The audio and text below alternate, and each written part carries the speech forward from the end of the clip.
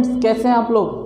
आज मैं इकोनॉमिक्स के लिए बहुत इंटरेस्टिंग टॉपिक लेके आया हूँ। बहुत इंटरेस्टिंग टॉपिक है और ये टॉपिक ऐसा है इसमें बच्चे हमेशा गलती करते हैं। जिस टॉपिक के हम डिस्कस करने वाले हैं और ये गलतियाँ छोटी छोटी आपके मार्क्स 100 तक पहुँचने को रोक सकती है। तो ध्यान से समझना, ये बहुत इंपॉर्टेंट टॉपिक है क्लास 12 के इकोनॉमिक्स के लिए। जी बहुत इंपॉर्टेंट वीडियो है, आप जरूर देखना। कैसे बच्चों के छोटे छोटे से 2-3 नंबर ऐसे कट जाते हैं, तो आपको यहाँ पर सीखना है, वो आपको मार्क्स बचाने हैं अपने। तो सबसे पहले तो टॉपिक हमारा क्या, determination of income and employment, आय व रोजगार का निर्धारण। हिंदी में इसे आय और इसे रोजगार, मैं दोनों में ही थोड़ा डिस्कस कर रहा हूँ, ध्यान समझना। ये बहुत इंपॉर्टेंट कॉन्सेप्ट है।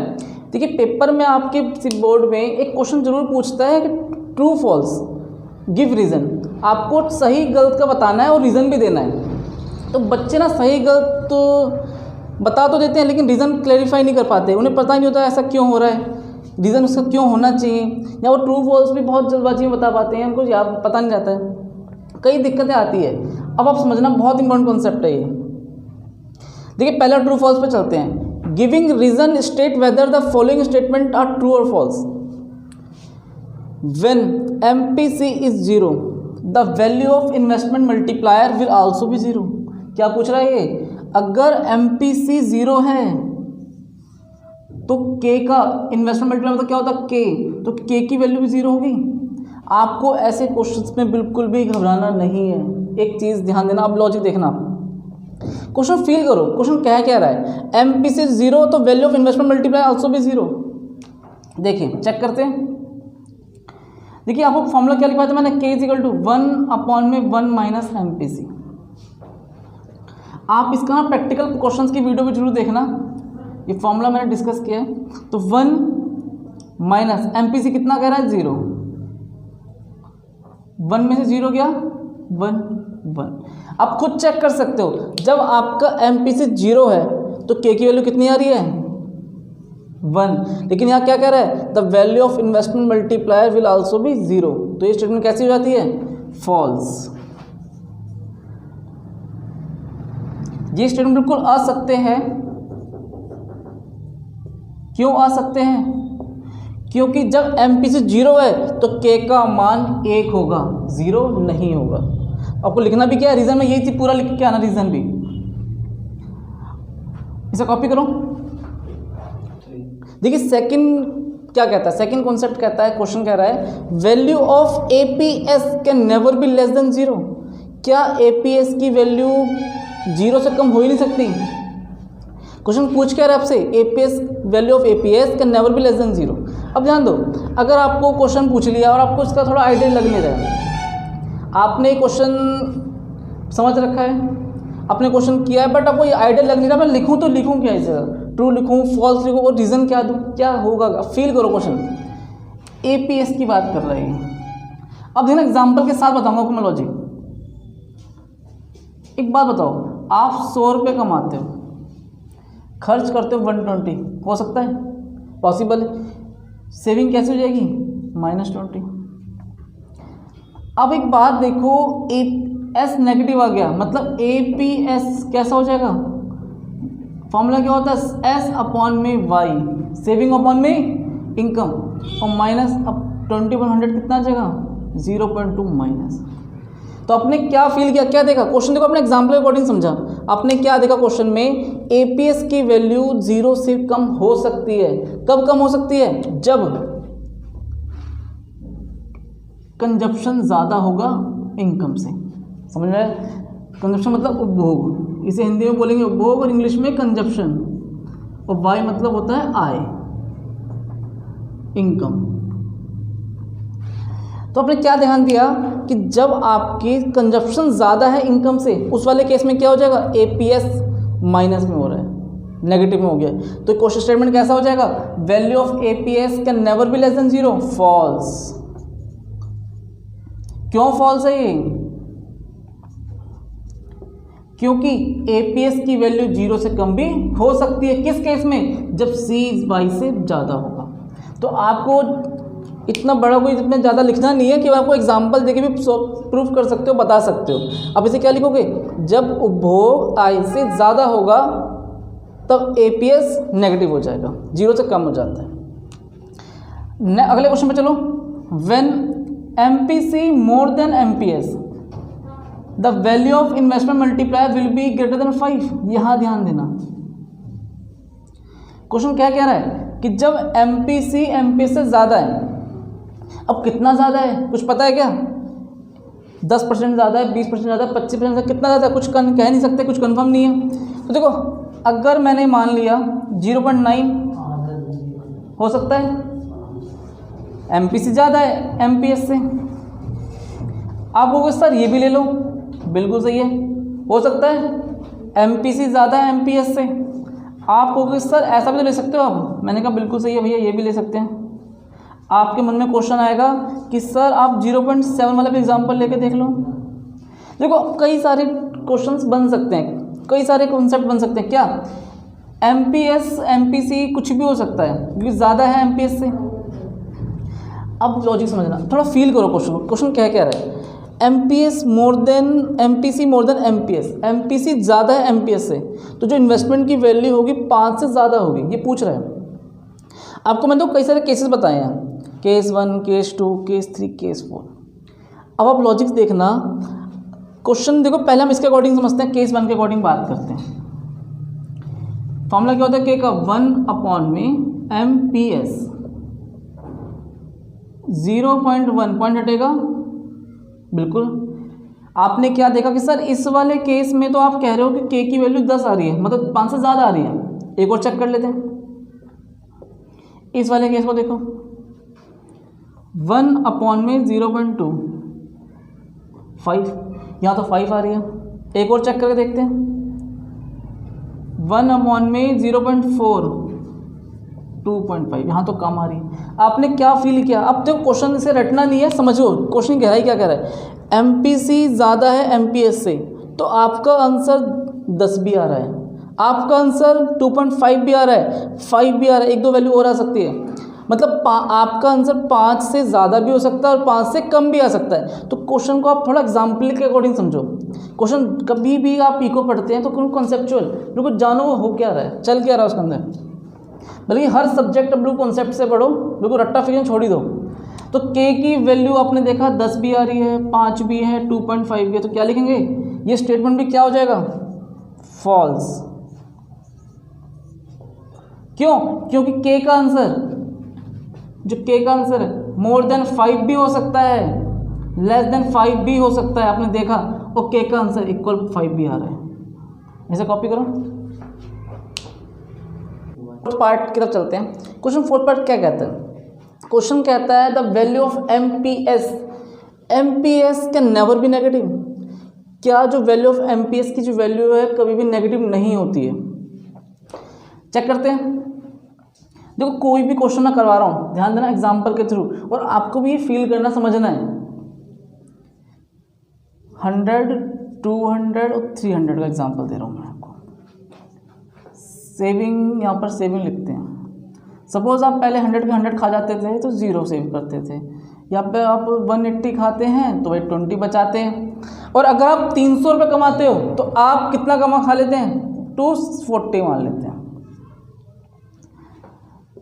एमपीएस डेल्टा एस अपॉन में डेल्टा वाई, फॉर्मूले पे ध्यान दो, फॉर्मूले भी याद होने चाहिए। 20 में से 0 गया, 20 अपॉन में 100, डेल्टा वाई कितना जगह? 0.2, 40/100 0.4। देखिए अगर आप 0.4, 0.2 कुछ ना कुछ समथिंग आता रहेगा। अब बात बताइए, आपको मैंने बता दिया। अब आप कहोगे कि सर आपने यहाँ पर 60 क्यों लिखा? आप अगर 60 की जगह आप 60 की जगह कर लो 10 कर दो, और कंजप्शन मेरे तो 290, कंजप्शन 290 कर दो, सेविंग, और सेविंग आपकी 10 हो जाएगी। आप ऐसा कहते हैं, आप कहते हो सर ऐसा भी तो कर सकते हैं। आप कहोगे कि सर ऊपर 20 है, बिल्कुल सही है। क्वेश्चन समझो, अब फील करना। आपने कहा कि सर इसे 10 कर दो, उसे 20 रहने दो, तो ये तो नेगेटिव में पहुंच जाएगा, तो आंसर नेगेटिव में आ जाएगा। लेकिन एक बात सोचो, आपको जब मैंने बताया था थ्योरी में भी प्रैक्टिकल में भी, बात फील करो, इनकम बढ़ने के साथ साथ आपकी सेविंग भी बढ़ती जाती है। कभी ऐसा नहीं होता है कि इनकम बढ़े और सेविंग घट जाए। क्या पॉसिबल है क्या? आप पहले 20 बचाते थे, अब 10 बचा रहे हो। 100 रुपये बढ़ने से कितनी इनकम बढ़ रही है? कितना सेविंग 60 है यहाँ पर। ऐसा नहीं होगा, पॉसिबल नहीं है कि आपकी इनकम बढ़ रही है और सेविंग कम होती जा रही है। आपका कभी वो कुछ मंथ हो सकते हैं, आप पर डिपेंड करे फैमिली में, कि कभी कभी आप हो सकता है ज़्यादा सेव कर लो, कभी कम सेव करो, वो डिपेंड करता है। बट जैसे हमारी इनकम बढ़ती जाएगी सेविंग भी बढ़ती रहेगी, तो ये केस पॉसिबल ही नहीं हो पाता है। इसलिए हम क्या लिखेंगे? तो the value of MPS can never B negative, बिल्कुल ट्रू है। बिकॉज रीजन, क्योंकि इनकम बढ़ने से सेविंग बढ़ती है, आय बढ़ती है। कॉपी करो इसे। अब एक देखिए, इसके नीचे भी एक क्वेश्चन और मैंने लिखा, उसे भी ध्यान देना। व्हेन k इज 1, k की वैल्यू 1 है, then value of MPC is 0। पूछ रहा है अगर k की वैल्यू 1 है तो एमपीसी की वैल्यू 0 है। चेक करते हैं। k इज इक्वल टू क्या दे रखा? 1। फॉर्मूला 1 अपॉन में 1 माइनस एमपीसी। इससे आप क्रॉस मल्टीप्लिकेशन करेंगे तो 1 minus MPC is equal to 1, ये माइनस में चला जाएगा 0, एमपीसी इज इक्वल टू क्या आ जाएगा? 0 एमपी। अब खुद देखो, k की वैल्यू जब 1 है तो एमपीसी की वैल्यू कितनी आ गई है? 0। तो स्टेटमेंट कैसा हो जाएगा? बिल्कुल ट्रू, बिल्कुल सत्य है ये।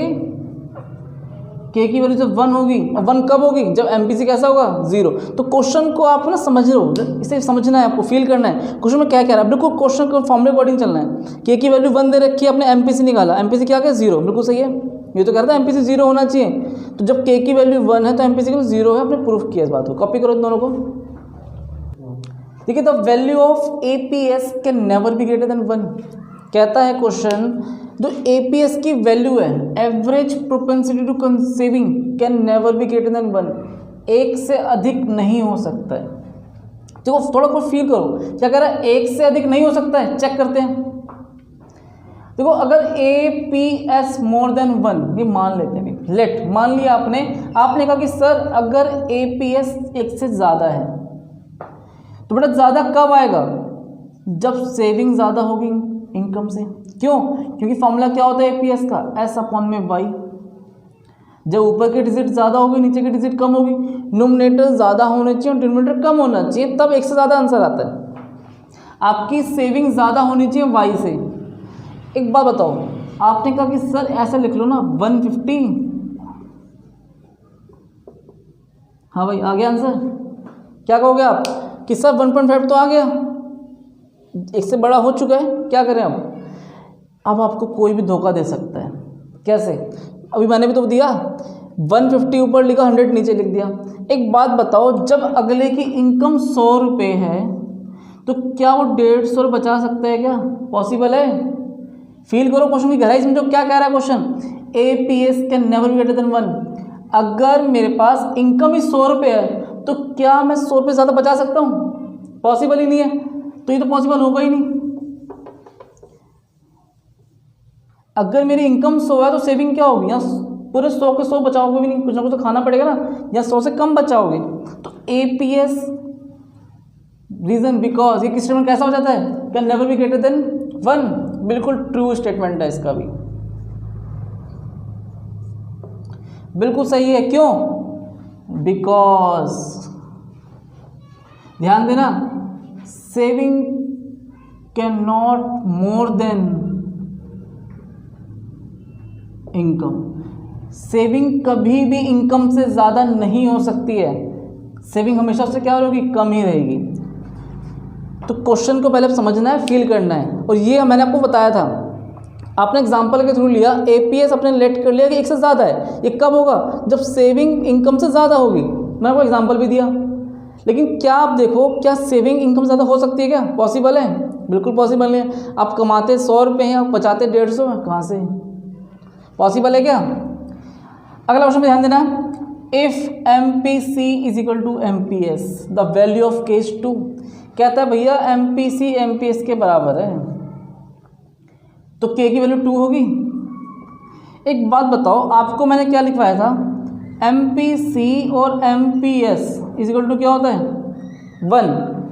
अब दोनों ही बराबर है तो लिख लो इस जगह भी MPC, तो हो जाएगा 2 MPS लिख लो, चाहे 2 MPC भी कर सकते हो, 1/2 आ जाएगा, 0.5 आ गया है। तो चेक कर लो k की value, k is equal to 1 में MPS 1/2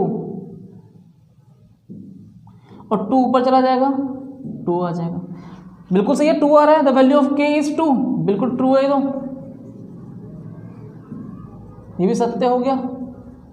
कैसे? अगर जब भी MPC और MPS बराबर है तो आपने खुद चेक किया, देखो दोनों अपने इक्वल दे रखा है, दोनों को सम करने में कितना आता है 1। कितनी वैल्यू है MPS की 0.5 भी है, 0.5 भी यही है और 0.5 भी यही है। क्या देखा, दोनों इक्वल हैं तो k की वैल्यू कितनी आ रही है 2 आ रहा है। तो ऐसे क्वेश्चंस आपको एग्जाम में बिल्कुल दे सकता है, MPC MPS की रेशो दे सकता है, वैल्यू दे सकता है, वो सकेगा ज़्यादा है, वो सकेगा कम हो सकता है, k की वैल्यू फाइंड करने पूछेगा, ये पूछेगा APS एक से ज़्यादा हो सकता है, कम हो सकता है। तो आपको इनका बेसिक कॉन्सेप्ट पता होना चाहिए, पूरी गहराई पता होनी चाहिए, तभी ये क्वेश्चन ट्रू फॉल्स कर पाओगे। अभी मैंने आपको क्वेश्चन 6-7 क्वेश्चन ट्रू फॉल्स बताए हैं और बहुत इंपॉर्टेंट क्वेश्चन थे, जरूर इस क्वेश्चन को देखें, जरूर सब्सक्राइब करें, हमारे चैनल लाइक करें और आप जरूर कमेंट भी करें। आप पूछें, आपको कोई भी डाउट हो इस चैप्टर से रिलेटेड, कोई भी टॉपिक हो ऐसा हो जो आप पूछना चाहते हैं तो जरूर पूछ सकते हैं, हम आपका डाउट क्लियर करेंगे। कोई भी ऐसा क्वेश्चन आप जरूर बिल्कुल लिखें, बताएं हमें क्या समस्या थी वीडियो में, आपको दिख कैसा रहा है, जो भी समस्या है। ओके।